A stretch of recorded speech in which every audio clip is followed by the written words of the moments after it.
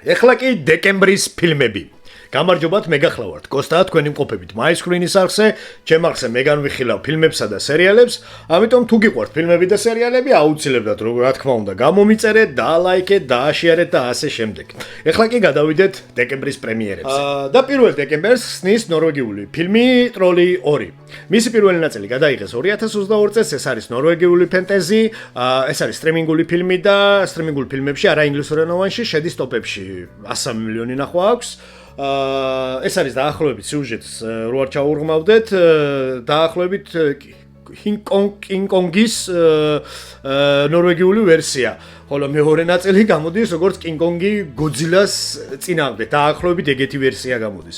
ამიტომ ვისაც გიყვართ ფენტეზი ფილმები, ვისაც გიყვართ ევროპული ფილმები, აუცილებლად ჩაუჯექით.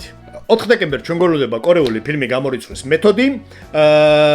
სიუჟეტი მოკლედ რომ ვთქვათ, ჩვენი მთავარი გმირი 25 წლის მუშაობის შემდეგ მას ატოვებინებენ სამსახურს და ის ცდილობს ახალ სამსახურის მოძებნას და მოერგოს რაღაცნაირად ახლიდან ცხოვრებას, მაგრამ არ გამოდის და ფილმის პროცესში ის ანადგურებს თავის კონკურენტებს. მისი რეჟისორი არის, ვინც გადაიღო Oldboy, ამიტომ წესით გველოდება კარგი კორეული ფილმი. ხოლო 5 დეკემბერს ჩვენ გველოდება 5 ღამე ფრედისთან 2. მისი პირველი ნაწილი გადაიღეს 2023 წელს. ის გამართლებული პროექტად ითვლება, თუმცა გადაღებული იყო იმენა ფანატებისთვის.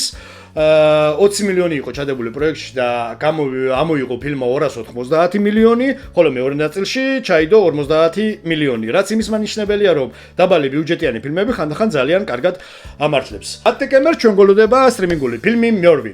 ფილმი მოგიყვება იმის შესახებ, თუ როგორ შეყვარებულთა წყვილი როგორ დაშორდებიან ერთმანეთს და ამის გამო მათი საერთო ძაღლი ჩავარდება დეპრესიაში. იმისათვის რომ ძაღლი მოიყვანონ ხასიათზე, ჩვენი ყოფილი შეყვარებულები შეთანხმდებიან, რომ საერთო ვარდნები გაატარონ ფლორიდაში. ჩემი აზრით, კარგი სიუჟეტია, ჩიტკოტიც დამატებულია ძაღლი, ასე რომ ჩვენ გველოდება კარგი რომანტიკული კომედია. 12 დეკემბერს ჩვენ გველოდება ფილმი ამოვიღოთ დანები გაიღვიძე მიცვალებულო. ეს არის ამ ფრანშიზის მესამე ნაწილი. როგორც პირველ ნაწილში სავარაუდოდ, აქაც ჩვენი მთავარი გამომძიებელი ეცდება თუ გამოიცნოს ვინ არის მკვლელი, ასე რომ დეტექტიური კრიმინალის მოყვარულებმა გამიზადოთ სასწაული და ჩაუჯდეთ ამ ფილმს. ხოლო 18 დეკემბერს ჩვენ გველოდება ფილმი სამუდამო. ეს არის მელოდრამა მისტიკის ელემენტებით, ფენტეზის ელემენტებითაც შეიძლება ვთქვათ.